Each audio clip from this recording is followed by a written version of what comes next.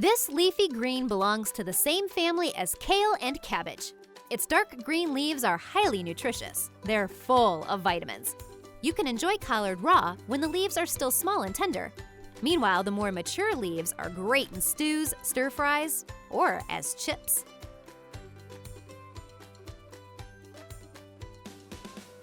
Georgia and Vates. They have large, crumpled, dark green, Georgia, and dark blue, Vates, leaves. Both hold onto their color in cold weather, and they're resistant to bolting. Flash. Its leaves are smooth and broad. Flash bolts slowly and grows back very fast. Champion, an improved Vates variety with similar characteristics. Heavy crop. This variety has leaves that are smooth and deep green, and it's very tolerant to heat and cold. Green glaze. This type of collard has bright green smooth leaves. It's both heat and frost resistant and slow bolting.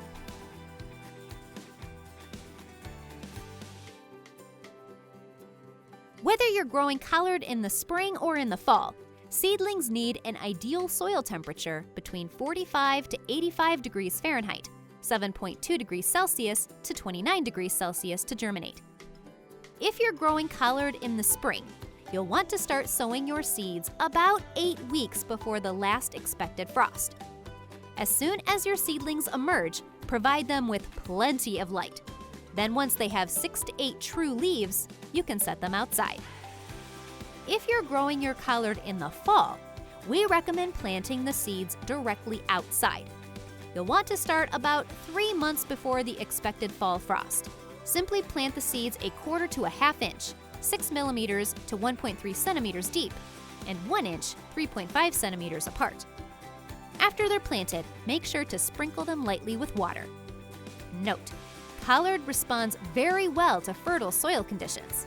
Because of that, it's beneficial to work lots of compost into each row, about 2 to 3 weeks before planting. Collard prefers well-drained fertile soil that has a pH of 6.0 to 7.5. It can tolerate slightly alkaline soil and some drought, but too little water will have a negative impact on the quality and flavor of the leaves. When sowing your collard seeds outside, you can thin your seedlings to be 8 to 12 inches, 20 to 30 centimeters apart once they've emerged.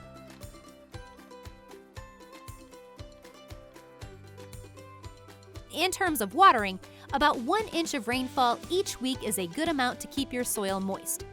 But if you've got sandy soil, you'll want to water your collard more than once a week, since sandy soil doesn't retain moisture very well.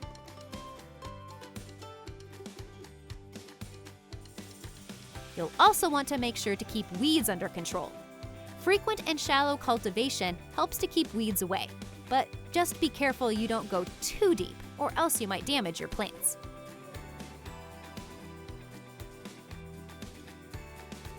When your plants are about 4 inches, 10.16 centimeters tall, apply some fertilizer alongside your plant rows.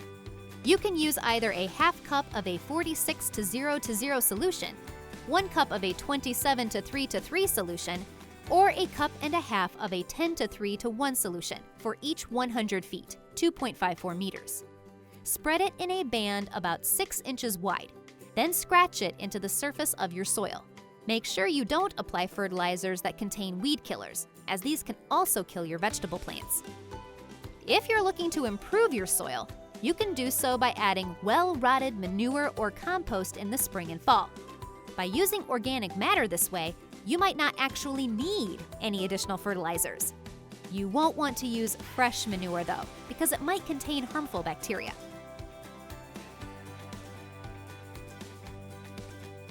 It's best to use herbicide-free grass clippings, straw, or other organic material.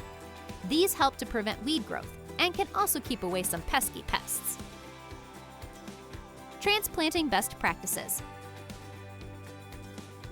Before transplanting, harden off your seedlings first by setting them outside for a few hours per day. You can start this process about a week before you plan on transplanting. While they're hardening off, make sure to keep them sheltered from any wind or hot sun. Then, about 2 to 3 days before transplanting, lower their water and temperature levels to get them used to outdoor conditions. You'll want to transplant your spring crops about 2 weeks before the last expected frost, setting them 8 to 12 inches, 20 to 30 centimeters apart, in rows that are 18 inches, 46 centimeters apart. Companion plants, do's and don'ts. Do's. Plant your collard with chamomile, dill, mint, rosemary, and sage because their smell keeps pests away. Tomatoes are another great companion because they repel flea beetles. Don'ts. Eggplants, peppers, potatoes. Growing structure options. Container. This is a good option if you want to grow collard on your balcony, or if you don't have enough space in your garden for conventional growing beds. Just make sure that your containers are big enough and have holes in the bottom for good water drainage. Raised beds. Raised beds have the advantage of good water drainage and a higher soil temperature since they aren't directly embedded in the ground. They also make for a more comfortable gardening experience since you don't have to bend or kneel down too far. Into the ground. If you've got the space and capacity, you can also grow collard directly in the ground.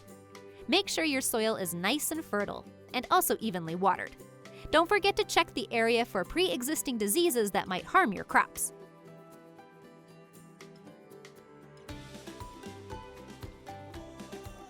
Aphids. These tiny pests come in a variety of colors: green, black, red, light orange, or yellow, and mainly feed on the undersides of leaves and stems. What they're actually feeding on is the sap in plants, which ends up causing the plants damage. Aphids also leave behind a sticky substance called honeydew, and they are a pest that's known to spread diseases. Aphids can be tolerated by most plants when their numbers are low, but if there's a lot of aphids, they can stunt a plant's growth and cause a plant's leaves to turn yellow and fall off. Here's what to do. For the most part, plants can handle mild aphid infestations. But if they're found, a strong jet of water from a garden hose will wash them off the plants. Spraying plants with water should be done early in the morning so that the plants can dry off during the day. Sticky traps, neem oil, insecticidal soaps, and horticultural oils are also effective against aphids. Just be sure to follow the application instructions on the packaging. Oftentimes, you can also get rid of aphids by wiping or spraying the leaves with a mild solution of water and a few drops of dish soap. One variation includes adding a pinch of cayenne pepper. Soapy water should be reapplied every 2 to 3 days for about 2 weeks. As well, you can try to attract beneficial insects like lady beetles, hoverflies, and lacewings, all of which are important aphid predators. Make sure to check all transplants for aphids before planting. And keep in mind that aphids aren't very mobile, so it's not uncommon to find one heavily affected plant surrounded by plants that are fine. If this is the case, simply remove and destroy the infected plant. Armyworms. Armyworms are green, reddish, or black caterpillars that heavily feed on the leaves of plants, turning them into skeleton leaves that are filled with lots of irregular or circular-shaped holes. These pests are most active in the early morning and the late evening, which are the best times to check for damage. Here's what to do. You can use natural enemies like wasps and flies to help keep armyworms in check. Also, if you're using insecticides, it's best to do so in the twilight hours. This is when those insecticides will be the most effective. It's also important to control the growth of weeds because they serve as cover for armyworms. Finally, you can simply hand-pick any armyworms off the plants. Cabbage looper. Light to dark green caterpillars with wavy white lines on their back and sides, and a distinctive arch in their back when they move. They feed on the leaves of a plant, which is also where they hide, causing ragged, large holes to appear. The damage they cause to plants is often quite severe. Here's what to do. Looper numbers are usually held in check by their natural enemies, other insects. If they do become problematic, loopers can be hand-picked from the plants. You can also apply certain safe bacteria, which effectively kills the younger larvae, as well as insecticidal soaps. Just try to avoid using chemical sprays, because they will also damage helpful insects. Weeds attract and shelter these pests, so it's also important to keep weed growth under control. Pests can also be prevented and controlled by using row cover/insect netting when sowing or transplanting. As well, be sure to quickly remove any crop residue after harvest to prevent the looper from having a place to survive in over the winter. Cabbage worm. This caterpillar is gray-green in color and slightly fuzzy. After it eats the leaves of plants, it leaves holes and wet green droppings behind. Here's what to do. Hand-pick cabbage worms if you find them on any plants. There are also natural enemies like spiders, ground beetles, and parasitic wasps that will feed on these cabbage worms, which can be an effective and organic solution. Also, weeds attract and shelter these pests, so it's important to keep weed growth under control. Cabbage worms can also be prevented and controlled by using row cover or insect netting when sowing or transplanting. Cutworms. These are gray worms that curl their bodies around the stem of a plant and feed on it, which causes the plant to be cut off just above the soil surface. When their numbers are high, they can cause severe damage to the garden by causing plants to wilt and die off. Cutworms feed at night and hide in plant debris during the day, and they prey more on new transplants, seedlings, or young plants since their stems are more tender. There are a number of different types, but the most common are red-backed, dark-sided, and dingy cutworms. Here's what to do. Hand-pick any cutworms from the plants after dark, when they're most active. Also, keep a 3 to 4 foot buffer of dry soil along the edge of the garden to make it unattractive to cutworms. As well, remove plant residue to help reduce egg-laying sites, and get rid of weeds which can host young cutworm larvae. Be sure to till the garden before planting, which helps to expose and kill any larvae that might be present. Also, use compost instead of green manure, since manure might encourage egg laying. As well, try placing aluminum foil or cardboard collars around the plants to create a barrier, which will stop cutworm larvae from feeding. Simply place the collars around the plants so that one end is pushed a few inches into the soil and the other end is several inches above the ground. Adding a layer of mulch will also help to prevent any cutworms from reaching the soil surface. And natural predators like wasps and ground beetles also help to control cutworm infestations. Finally, try spreading diatomaceous earth, essentially a soft powder made from the bones of tiny aquatic creatures, around the plant's base. This creates a sharp barrier that will keep cutworms out. Flea beetles. Small beetles that are either black, a blue color, bronze, gray, or sometimes striped. Flea beetles jump when they're disturbed, and they also shimmer in the light. Flea beetles feed on leaves and seedlings, and the damage from their feeding habits can stunt a plant's growth, reduce yields, spread diseases, or kill seedlings off entirely. Young plants are especially vulnerable, while older plants can survive an infestation much better. Here's what to do.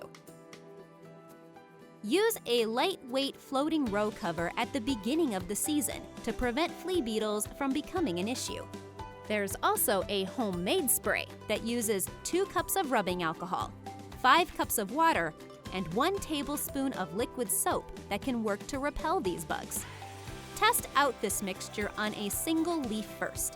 Let it sit overnight, then spray the rest of the plant if there aren't any side effects. Dusting plants with plain talcum powder can also help, as well as using white sticky traps to capture these pests as they jump. As well, weeds attract and shelter flea beetles, so it's important to keep weed growth under control. Insecticides might help for about a week, but they'll need to be reapplied. And adding a layer of mulch is yet another option. Be sure to practice crop rotation and plant seeds early to give them lots of time to establish themselves before the beetles become a problem. Mature plants are less susceptible to damage, so make sure to protect more vulnerable seedlings. Nematodes. Also known as roundworms, nematodes are microscopic worms that live in the soil as well as inside plant tissue. They stunt the growth of plants and cause galls, swelled growths, to form on a plant's roots, leaving them quite deformed. As well, leaves can become pale and twisted. Crops will eventually turn yellow from the damage and will then wilt in hot weather. A plant's yield can be affected by nematode damage, and in extreme cases, plants can die off entirely. Here's what to do. Practice crop rotation and plant resistant varieties. As well, be sure to remove infected plants or plant residue to prevent nematodes from spreading to the next round of crops. Plant roots can be checked for galls, swelled growths, either mid-season or earlier if symptoms appear. If any galls are found, those affected plants should then be removed. Also, avoid spreading nematodes by thoroughly cleaning any garden equipment and by not moving any infected soil.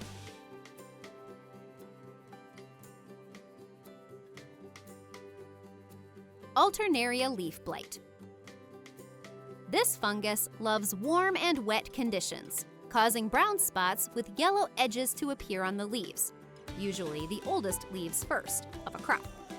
The center of these lesions will also develop gray to brown soft fungal mold, eventually drying out and giving leaves a shot hole appearance. As the disease progresses, leaves will begin to curl and eventually will die and drop from the plant. This disease is common in growing areas with high temperatures and frequent rainfall.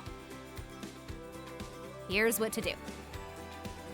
Plant certified disease-resistant seeds when possible, and water plants from below to avoid having soil splash up onto the lower leaves of the plants. It's also helpful to water plants in the morning so that they have time to dry out during the day.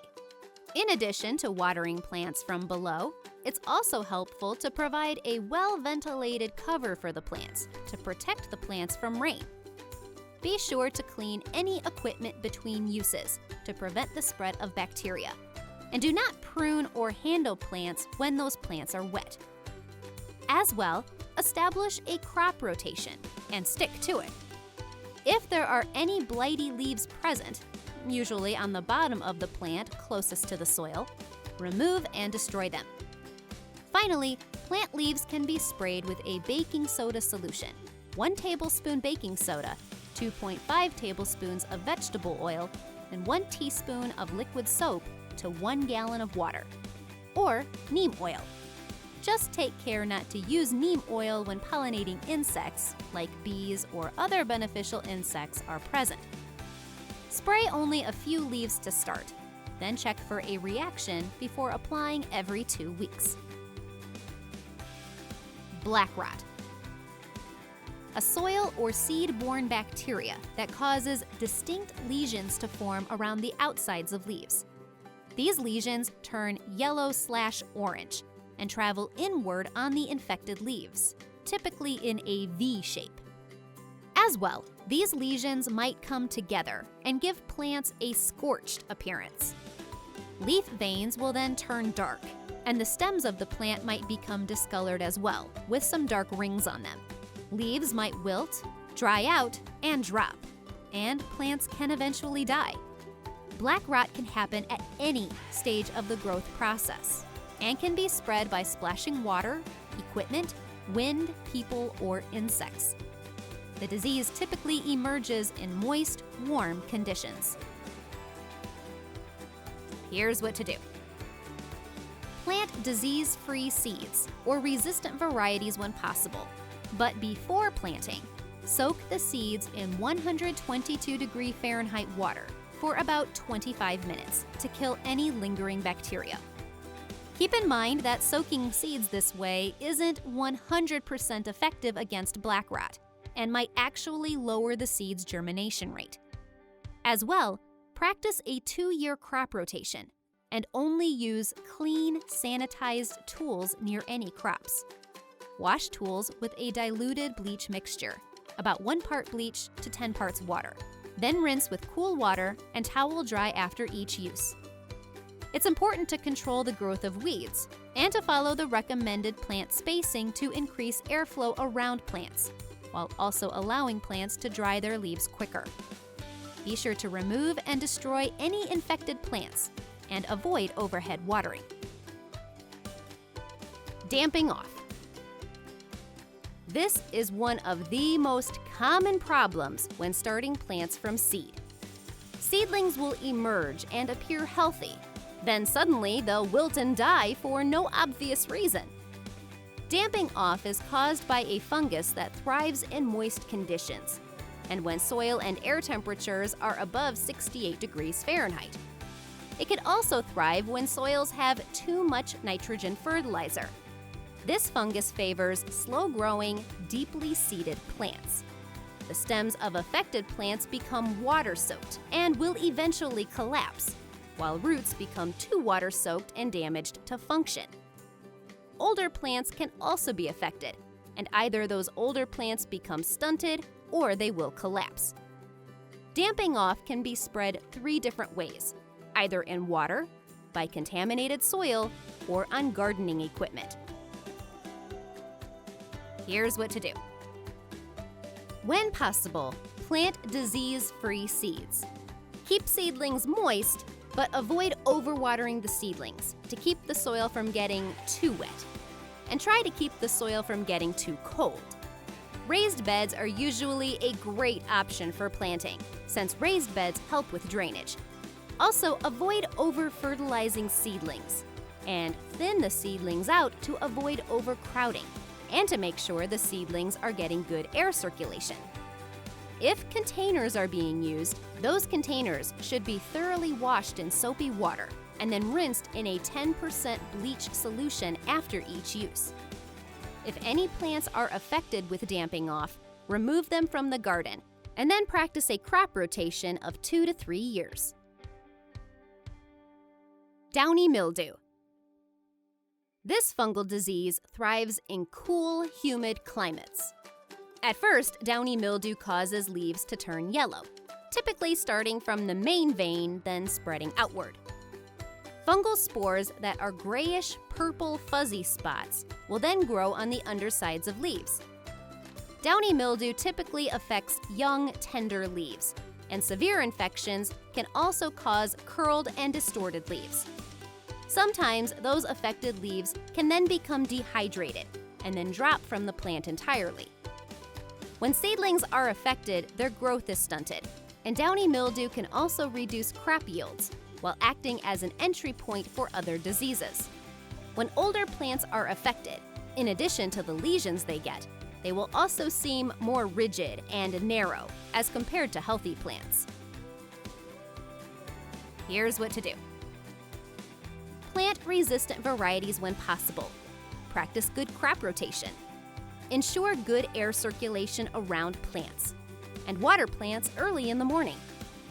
This last tip gives the plants enough time to dry out during the day, making those plants less vulnerable to infection. Downy mildew is usually spread when leaves are wet for too long, so it also helps to avoid overhead watering. As well, be sure to keep weeds from growing. Once plants have downy mildew, the best thing to try is to eliminate moisture and humidity around the infected plants. If possible, try to improve their air circulation through selective pruning. In general, downy mildew normally clears itself up in an outdoor garden once the weather warms up, since it doesn't do well in warm temperatures. Also, if there are any infected plants, be sure to remove all crop remains after harvest to avoid reinfection, since this fungus can survive in crop residue.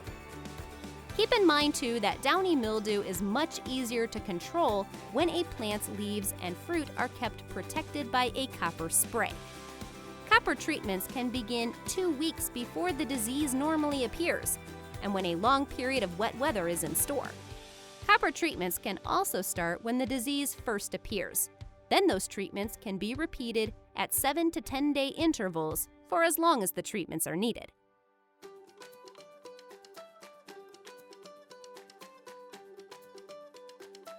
Typically, collard takes 6 to 8 weeks to be ready for harvest. You can either crop the leaves and leave the root, or you can take the whole plant. Simply cut your collard when it's about 2 to 3 inches, 5 to 8 centimeters tall. This crop is very hardy and continues to grow, slower, even after the first fall frost. The leaves are actually the freshest when they have frozen once. As well, your fall crop will benefit from cool weather because it gives the leaves a better flavor. But if you've planted your collard in the spring, its quality is best when harvested before the weather gets hot and dry.